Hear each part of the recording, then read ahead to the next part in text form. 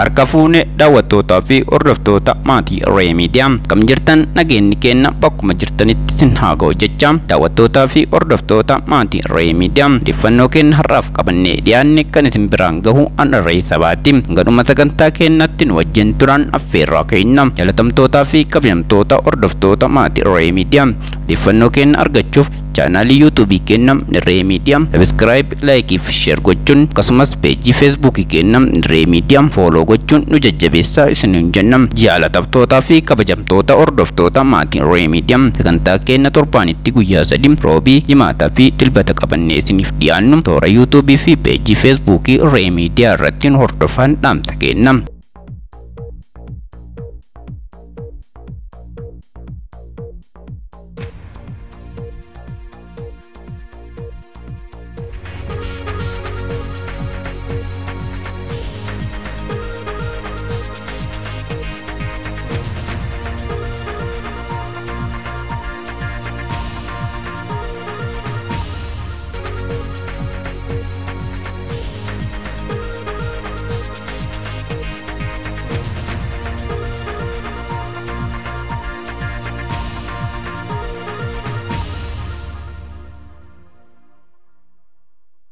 Odeeffannoo torban kana kan biyya keessaatiin Pirezidaantiin naannoo Amaaraa Obbo Tamasgeen Xuruunaa xalayaa aangoo gadi dhiisu mana maree naannichaatti galfatu waraana deemamaa jiru irratti dhaamsa mootummaa naannoo Tigraay Abiy Ahmediif dhaame namoonni guyyaa dheengaddaa yakka raawwatan jedhamanii suuraan isaanii miidiyaa biyyattii irratti tamsa'aa ture warra kana dura yakka biraatiin mana hidhaa jiran ta'uu barsiisaa yuunivarsiitii saayinsii fi teekinooloojii Adaamaa kan ta'e Gimbaar Nagaraa kamisa darbe humnoota mootummaan to'atamu Suudaan daangaa Itoophiyaa wajjin qabdu cufu Tigraayitti haleellaan qilleensarraa jiraachuu waan danda'uuf jiraattonni magaalattii akka walitti hin qabamne muummichi ministeera duraanii Abiy Ahmed himuu fi akkasumas odeeffannoo torban kana biyya alaatiin filannoo Ameerikaa bara 2020tiin Joon Baayiden mo'achuu isin biraan geenna nu wajji tura.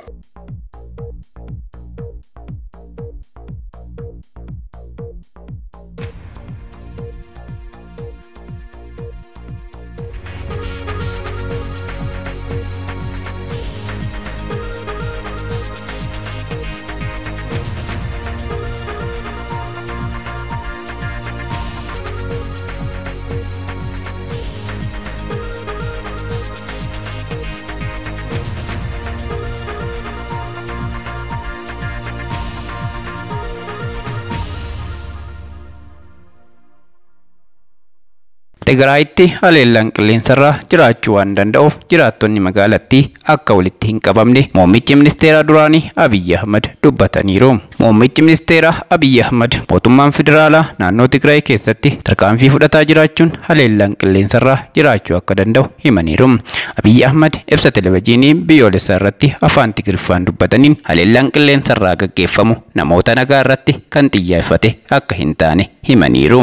Garuu bakkeewwan humnoota balaa qaban jedhamanii yaadaman irratti akka xiyyeeffatu ibsaniiru. Haala kana keessatti wanti hin eeggamne akka hin uumamneef jiraattonni naannoo magaalatti walitti qabamtanii socho'uu akka hir'istan isin hubachiisa jechuun dubbataniiru. Muummichi ministeera duraanii Abiy Ahmed mootummaan federaalaa bulchiinsa naannoo Tigraay TPLF irratti waraana bane dirqamnee waraana itti galleedha jedhan. Uummata kabajamoo humni ittisaa rafee osoo jiru haleellameerraa addunyaan osoo argu haleellaa raawwate kan jedhan Abiy Ahmed diinni keenya miseensota TPLF hundaa miti jedhaniiru. Diinni keenya TPLF keessa humna jiruudha jedhan. Muummichi ministeera duraanii Abiy Ahmed erga aangootti dhufanii biyya nagaa gochuu fi badhaadhina fiduuf hojjechaa turuu himanii amma garuu TPLF keessa humni gantuun jiru imala keenya kufachiisaa tureera jedhan. Humni kun uummanni Tigraay uummata Itoophiyaa irraa adda bahuun nageenyaa fi badhaadhina irratti akka hin hirmaanne taasiseera jedhan. TPLF heera mootummaas cabseera jechuun qabxii shan kaasaniiru. Murtee seerota paarlamaa bahan fudhachuu dhabuu seeraan ala dhaabbilee idil addunyaa fi biyyoota wajjin hariiroo jalqabuu biyya keenyaa fi addunyaa guutuu irra weerara kooroonaa vaayirasii uumame filannoon akka dheeratu murtoomanni maree federeeshinii dabarse cabsuun filannoo seera qabeessa hin taane gaggeessuu mootummaan federaalaa fi naannoof karaa beekamtii hin qabneen hariiroo addaan kutuu humnoota badii naannolee kana keessa jiran waliin ta'uun jeequmsa kaasuun lubbuun lammiilee nagaa akka badu gochaa turuu eeraniiru. Dabalataan tajaajila ibsaa fi bilbila addaan citee ture TPLFin akka raawwate ibsuun uummanni Tigraay humna raayyaa ittisa biyyaa waliin hiriiruun gara misoomaatti akka deebi'amu muummichi ministeera duraanii Abiy Ahmad waamicha dhiyeessaniiru. Pirezidaantiin naannoo Amaaraa obbo Tamasgeen Xuruunaa xalayaa aangoo gadhiisu mana marichaa naannichaatti dhiyeeffachuun dhagahame. Haaluma kanaan obbo Tamasgeen Daayirktara olaanaa tajaajila tika nageenyaa fi odeeffannoo ta'uun muudamaniiru. Muummicha ministeera duraanii Abiy Ahmadiin Jeneraal Biraanuu Juullaa Itaamaajoor Shuumii olaanaa raayyaa ittisa biyyaa obbo Damballash Gabra Mikaa'el Koomishinara olaanaa poolisii federaalaa ta'uun yoo muudaman obbo Dammaqaa Mokonnan ministeera itti aanaa fi ministeera dhimma alaa ta'uun muudamaniiru. Obbo Aganyoo Tashaagir pirezidaantii bulchiinsa naannoo Amaaraa ta'uun muudamaniiru. Waraana adeemamaa jiru irratti dhaamsa mootummaa naannoo Tigraay irraa Abiy Ahmadiif dhaamame. Wal waraansa adeemaa jiru irratti mootummaan naannoo Tigraay akkas jechuun Abiyyiif dhaamanii jiru. Qote bultoonni Amaaraa meeshaa boodatti hafan nutti ergite hin ficcisiisin. Humna jabaa qabduun koottuu lola fuulleen si keessummeessina. Qote bulaa meeshaa gara itti qabatan hin beekne hunda miiraan kaastee qabiyyee keessan deebisnaa fi olaantummaa duriitti deebitu jechuun hin ficcisiisin jechuun Abiyyiif dhaamaniiru. Dhimma kanas Tigraay aktiivistoota isiitiin irra deebiin himaa jirti. Humna walgituun wal waraanuu ni dandeenya. Lubbuun qote bulaa Amaaraa dirree irratti akka malee ba'aa jiru nu gaddisiisaa jira jedhaniiru. Mana yaalaa irra darbee mana barnootaa Gondar jiran hunda keessa reeffaa fi kanneen haleellaman guutamaniiru. Wal waraansi humna addaa Amaaraa fi loltoota keenya jidduutti deemaa jiru rakkoo hin qabu. Haga ta'eef isaanis leenjii qabu. Kan qote bulaa miiraan oofamutu na gaddisiisaa jira jechuun haasaa isaanii keessatti pirezidaantiin naannoo Tigraay Dr. Dabratsiyoon dubbataniiru. Sagantaa Amaaraa maas miidiyaa ejensiitiin dhimma dhiiga walitti qabuun wal qabatee guyyaatti buufataalee tokko tokkoon isaanii irraa dhiiga yuunitii 200 hanga 270 walitti qabuun gara Gondaritti ergaa akka jiran kan himamu yoo ta'u, yoo xiqqaate buufata tokko qofa irratti tilmaamaan yuunitii 2400 ol walitti qabuuf akka jiran dubbataniiru. Dhiigni kunis kan walitti qabamaa jiru magaalaa fi baadiyyaa Amaaraa guutumaan guutuu keessatti. Yuunitii tokko jechuun kan namni tokko gumaachuu jechuudha. Kaadhimamaa PhD barsiisaa Yuunivarsiitii Saayinsii fi Teekinooloojii Adaamaa kan ta'an obbo Gimbaar Nagaraa guyyaa lama dura mana jireenya isaanii keessaa humna tikaan qabamanii amma ammaatti bakka isaan itti hidhaman hin beekne jechuun maatiin isaanii dubbataniiru. Barsiisaa Yuunivarsiitii Saayinsii fi Teekinooloojii Adaamaa fi Yuunivarsiitii Finfinneetti kaadhimamaa PhD kan ta'an akkasumas qorataa seenaa fi miseensa koree hojii raawwachiiftuu ABO damee Adaamaa ta'uun tajaajilaa kan turan onkololeessa 26 humna tikaatiin mana jireenya isaanii keessaa butamuun fudhatamuu isaanii maatiin isaanii himaniiru. Aduu gaafa kamisaa erga qabamaniiti eessatti akka isaan hidhamanii fi maalirraa akka jiranillee baruu hin dandeenye kan jedhu waa'illee hojii isaanii. Sababbiin namni kun qabameefillee yoo sabboonummaa isaa ta'e malee badii addaa nama qabu miti jechuun himeera. Barsiisaa Gimbaar Nagaraa tapha seenaa gooticha Oromoo Abishee Garbaa fi seenaa Oromoo barreessuun beekamu. Hojiiwwan qorannoo fi hojiiwwan qorannoo aadaa fi seenaa Oromoo garaagaraa hojjechaa turuun isaanis ni yaadatama. Jeettii waraanaa Abiyyi iddoo jiranitti burkuteessuu fi tarkaanfii dachaate fudhachuuf qophiidha kan jedhan dubbii himaa naannoo Tigraay obbo Geetaachoo Raddaati. Sammuun Abiyyi fayyaa ta'uu dhabuu dura shakkaa turre, amma garuu amannee jirra. Otoo fayyaa qabaate akkamitti TV'tti gadi bahee iddoo gabaa, buufata konkolaataa fi xiyyaaraa iddoo namni itti wal gahu irraa fagaadhaa ummataan jedha. Ummata jumlaan rukutuuf ifaan lola ummata Tigraay irratti labsaa jira. Isaafin qaana'ee maal qaba utuu waan gochuu yaade xinnoo akka nama muummicha ministeeraa jedhamu tokkotti garaa dhokfachuu yaaleera ta'e. Rakkoo fayyaa isaa irratti namtichi waraana biyyattiin qabdu hunda hamma dhumaatti akka fayyadamu duraani beekna. Ta'us tarkaanfii inni fudhatu dachaa goonee irratti fudhanna jechuun obbo Geetaachoon dubbataniiru. Suudaan daangaa Itoophiyaa waliin qabdu cufteerti.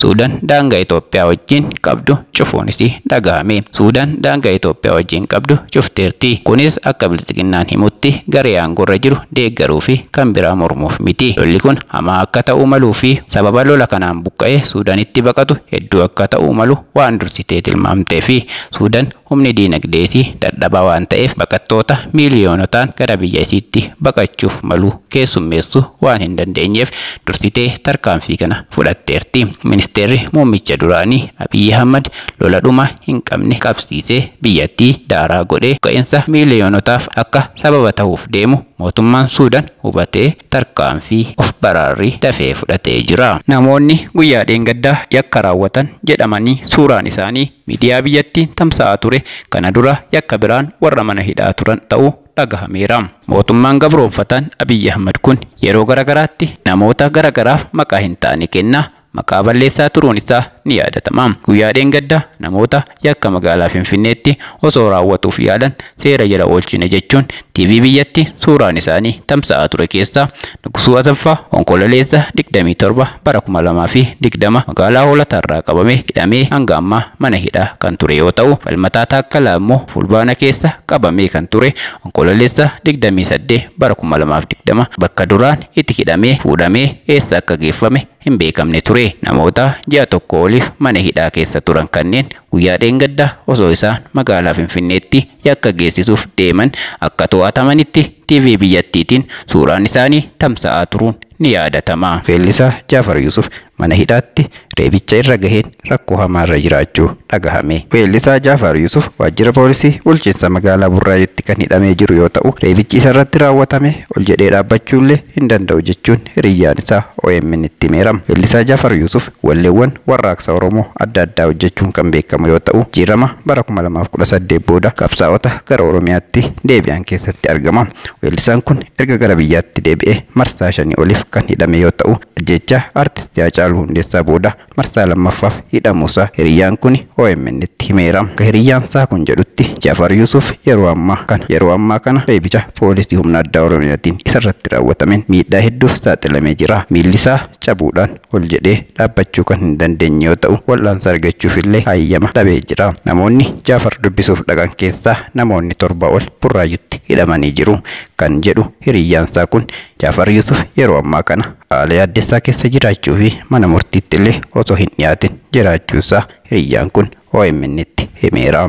Naannoon Sumaalee waraana keessaa qooda hin fudhadhu jechuun dhagahame. Naannoon kun waraana irraa qooda fudhachuu akka hin qabne marii itti aanaa pirezidaantii Mustafaa Umar manguddoota naannichaa waliin godhen beekameera. Manguddoonni waltajjii marii kanarratti haasawa taasisanii waraanni kun nu hin ilaallatu jedhaniiru. Pirezidaantii naannoo Sumaalee obbo Mustafaanis tole jechuun yaada manguddootaa fudhachuun isaanii dhagahameera.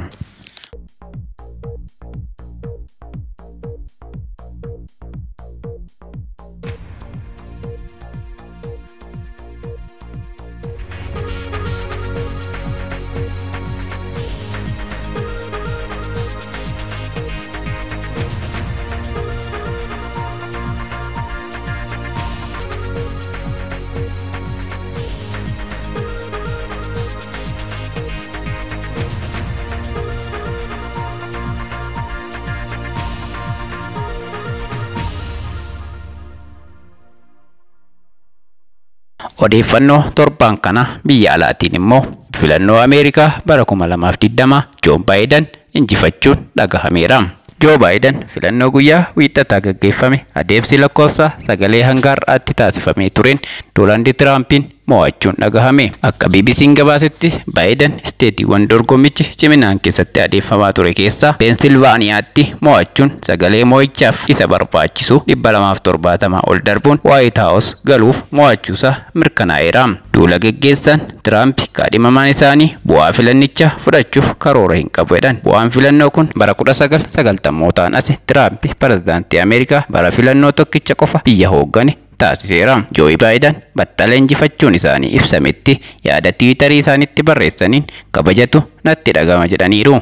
Ameerikaa biyya keenya guddaa kana akkan dursu na filachuu keessaniif kabajatu natti dhagama.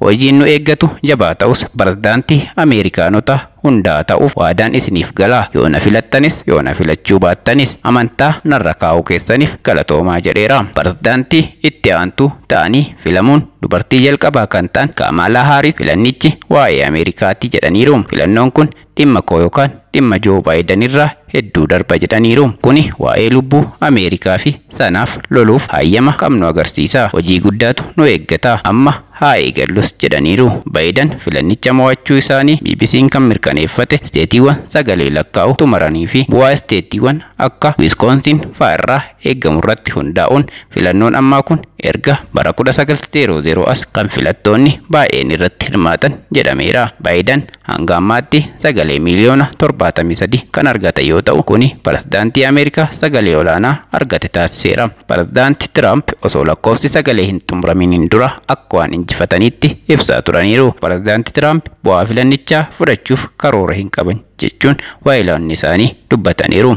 Haa ta'u malee filannichi hatameera jedhanii himatanillee kanaaf ragaa qabatamaa dhiyeessuu hin dandeenye. Duula gaggeessitoonni isaa garuu guyyaa jimaataa isteetiiwwan adda addaa irratti himannaa bananii jiru. Dorgommiin filannichaa kunis kan gaggeeffamu osoo lakkoofsi namoota kooroonaa vaayirasiin guutuu Ameerikaatti qabamanii fi du'an dabalaa jiru ta'uu ibsaniiru. Trump Baayiden yoo filataman uggurrii fi kufaatiin diinagdee ni ta'a jechuun mormaa turaniiru. Baayiden gama isaaniitiin Trump weerara COVID-19 to'achuuf tarkaanfiiwwan gahaa hin fudhanne jechuun balaaleffatanii jiru.